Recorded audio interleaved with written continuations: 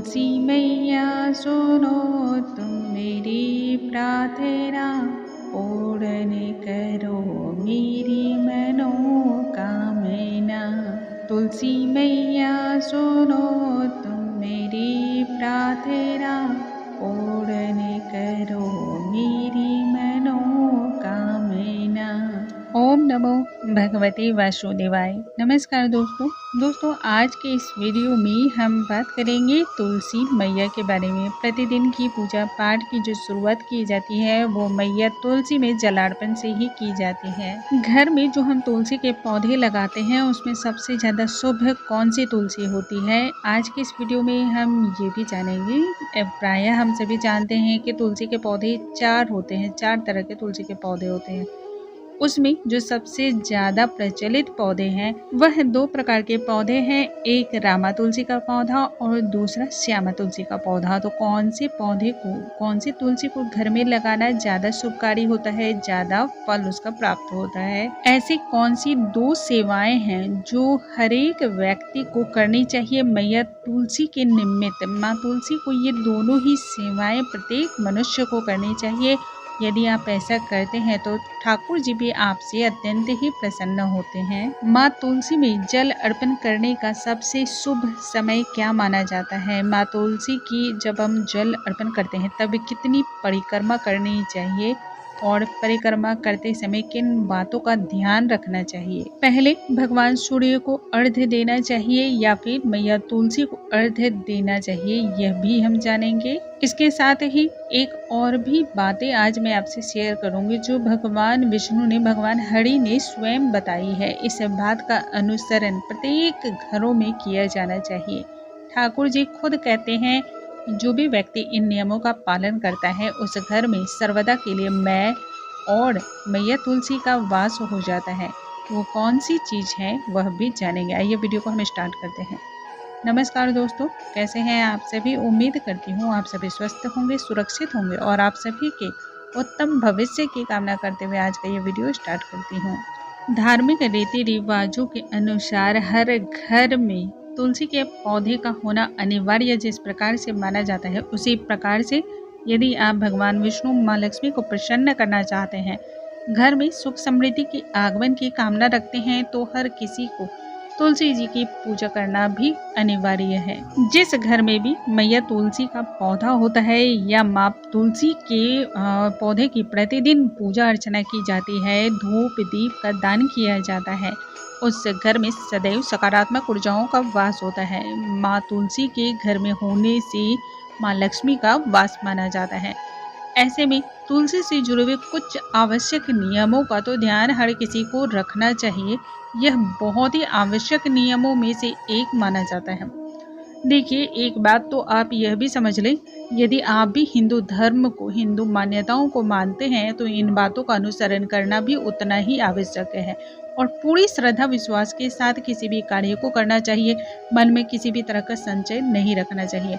आज के इस वीडियो में तमाम नियमों के बावजूद मैं आपको एक ऐसा उपाय बताने वाली हूँ जिससे आपके घर में यदि पैसे व्यर्थ में खर्च होते हैं, बीमारियों में खर्च होते हैं, तो धीरे धीरे उसमें कंट्रोल होने लगता है और व्यर्थ के पैसे खर्च होने से बचने लगते हैं। वह भी आज के इस वीडियो में हम जानेंगे। सबसे पहले हम जानते हैं कि प्रतिदिन जो हम पूजा अर्चना शुरू करते हैं, प्रतिदिन की जो हमारे घर में पूजा अर्चना की जाती है, उसमें सबसे पहले हमें जो पूजा अर्चना करनी चाहिए उसमें जल किन्हें अर्पण करना चाहिए? भगवान सूर्य को पहले अर्घ्य देना चाहिए या फिर माँ तुलसी को अर्घ्य देना चाहिए?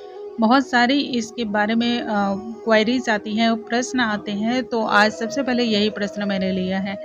दोस्तों, जिन भी घरों में माँ तुलसी का पौधा लगा होता है और उन सभी को यह बात जरूर मालूम होनी चाहिए कि सबसे पहले जो हमें अर्घ्य देना चाहिए वह भगवान सूर्य को देना चाहिए।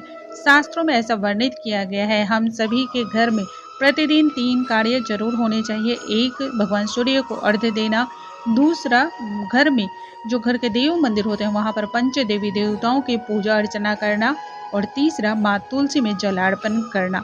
यह कार्य हर एक घर में होना चाहिए।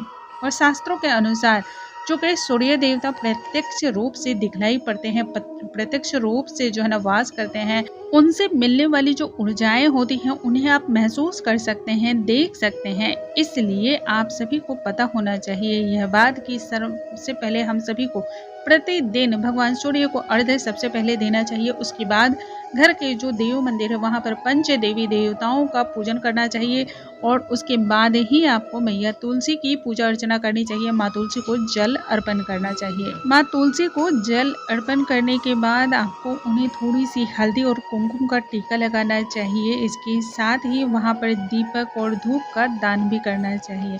संक्षिप्त पूजा विधि यही है। वहाँ पर आप थोड़ी सी शक्कर रख सकते हैं किसी भी पात्र में, या फिर आप चाहें तो वो जो भी मिठाइयाँ वगैरह हैं उनका भी भोग लगा सकती हैं। देखिए ये प्रतिदिन का नियम है, इसलिए मैंने शक्कर बताया, क्योंकि प्रतिदिन जो है ना मिठाइयों का भोग नहीं लग पाता है, लेकिन शक्कर तो हर किसी के घर में अवेलेबल होता है।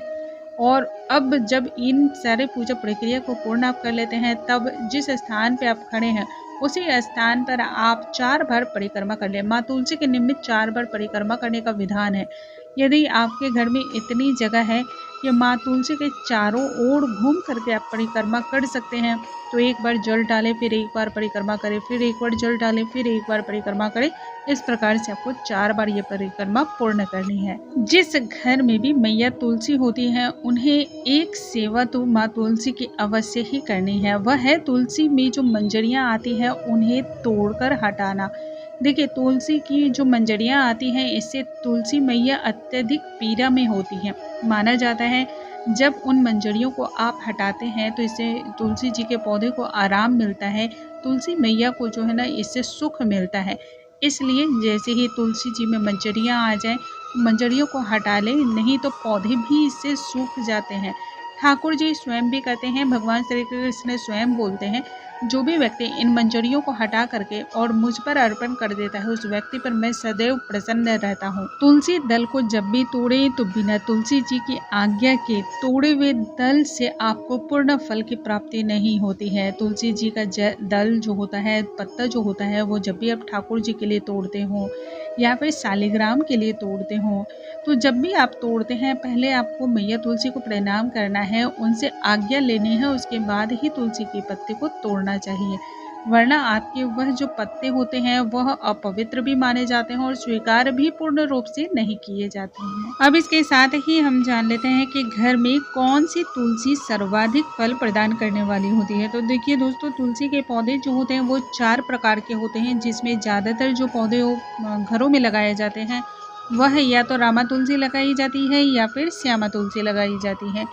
लेकिन जिस घर में श्यामा तुलसी मौजूद होती है, कहते हैं उस घर में भगवान ठाकुर जी, भगवान विष्णु स्वयं वास करते हैं, क्योंकि ठाकुर जी का रंग जो होता है वह श्याम रंग के हैं, इसलिए उन्हें श्याम रंग अत्यधिक पसंद है। और तुलसी मैया है तो माँ के रूप में माँ लक्ष्मी का भी वास माना जाता है। तो एक ही पौधे में ठाकुर जी और माँ लक्ष्मी दोनों का ही वास माना जाता है।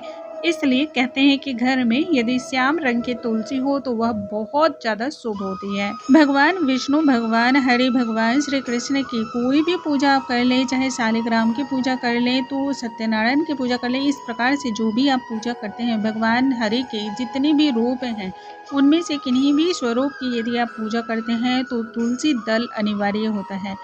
भगवान विष्णु ने स्वयं भी कहा है, हे वृंदा, तुलसी के रूप में तुम मुझे बहुत प्रिय रहोगी और जो भी तुम्हें मेरे शालिग्राम के रूप पर अर्पण करेगा वह संसार के समस्त सुखों को भोग कर मोक्ष की प्राप्ति करेगा।